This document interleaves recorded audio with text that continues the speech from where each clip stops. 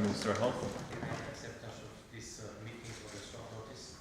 It's to support some interesting things. Is also share some experience in investment we have in our country. We are going to support these activities. From I understood properly, maybe you can call me. The private sector as well. We still have 5 factories in Lund.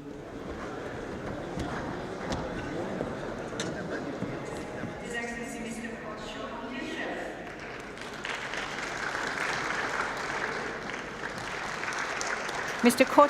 Anѓушев, Mr. Anѓушев.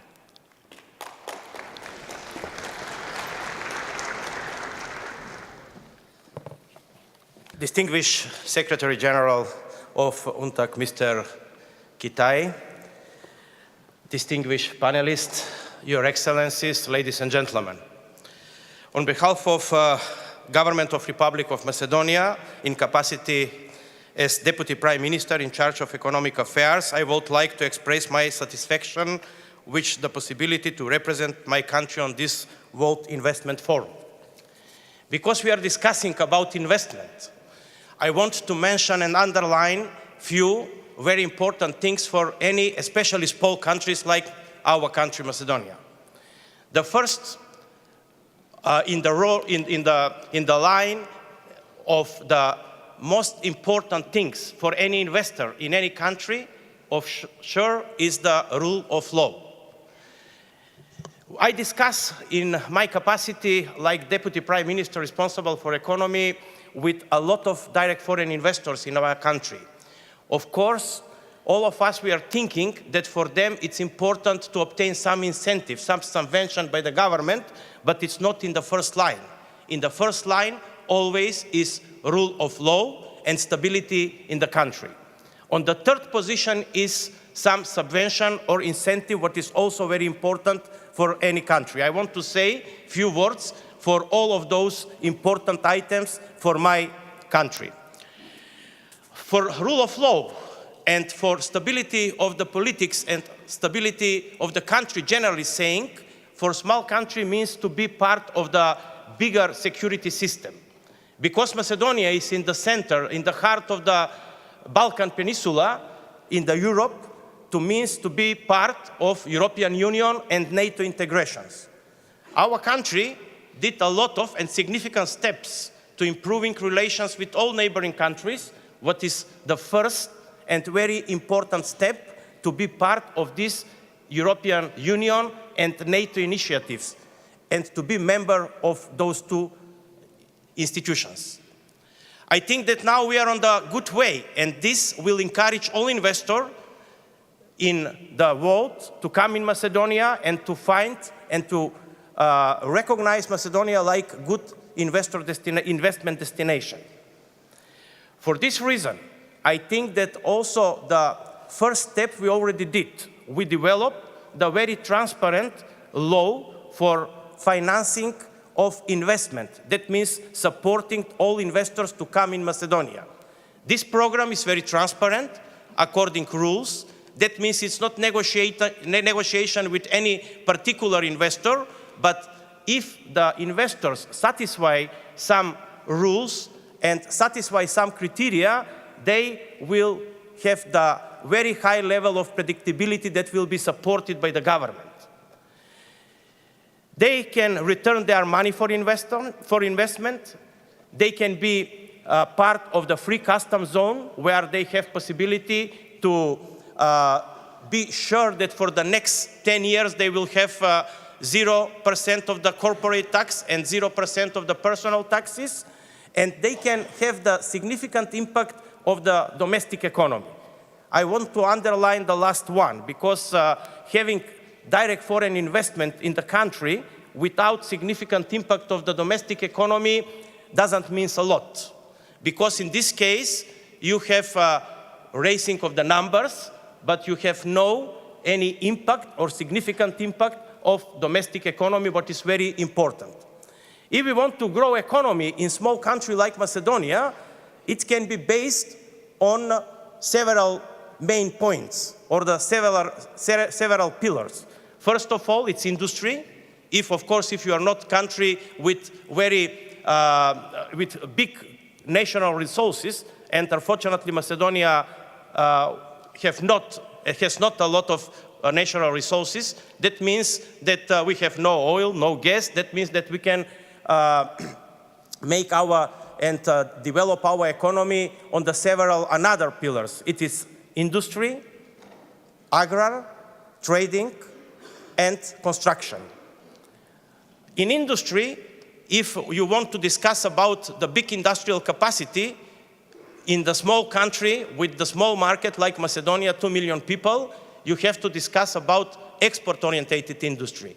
To be export-orientated industry means to have possibility to have approach to the high-level technologies and know-how. This is exactly what we are trying to do, and for this reason we developed this law for support of investment or financial support for all investors, doesn't matter they are domestic or international. This program is very important, and fortunately it's very successful, and only this year, with this stabilization in the country in relation with the neighboring countries and moving up in the process of enjoying European Union and NATO, and with this transparent program in free customs zones and also all over the country, we have triple direct foreign investment in the first half of 2018 in comparison with 2017, or the higher level of direct foreign investment in the comparison of previous 6-7 years. Also, it's a lot of investors discussing in this moment to come in Macedonia, and I'm using this opportunity to invite all investors to recognize our country like very interesting for investment. Why? Because we are close to the European market, which is a big market. We have very well-educated young people, and I think that we have all possibilities like support and like incentive for investors, but also stability in the country and also high level of the rule of law. That means that any investor can be sure that his capital is protected in our country. I can share a few numbers only, that we have 6% increasing of industrial production this half of the year, first half of the 2018 in comparison with the same period previous year. We have 14% increasing of export, 7% increasing of the salary in the country, and 3.1% growing of GDP in the second quarter in comparison with the second quarter previous year. These numbers are very encouraging for us, like the government, to keep our politics on the right way and to go in this direction, how I discussed previously. The government, it's not institution which will interfere in the real business. Governmental job is to increase the capacity of infrastructure in the country. This is the reason why we are very committed to increasing infrastructure in our country, especially in Corridor 8 and Corridor 10, what means not a lot for the rest of the world, maybe regionally means a lot, but that means that we have to decrease our connection with the highways and railways with the neighboring countries in the Balkan Peninsula, and to secure fast and secure transport of the people and goods from our country to the rest of the world, especially to the Europe. Through the port in Thessaloniki, which is very close to our country, and in Greece, and with the increasing the relationships with our neighboring countries, especially with Greece, we have the good approach to the sea transportation and to deliver the goods all over the world. On the end of the day, I want to repeat once again that I'm using this opportunity to inform you about all these activities in our country and to invite all potential investors to recognize our country like the good destination for investment. We, like the government, we will be committed for any particular investor. We can organize one shop stop for all of them, and I hope that they will be satisfied. The previous few years, we have a lot of investors from developed country, and I can share information with you that they are very satisfied, and all of them, they grow their businesses in our country, but also in their network all over the world. Thank you very much for your attention, and I will be on your disposal for any question later on during this panel. Thanks a lot.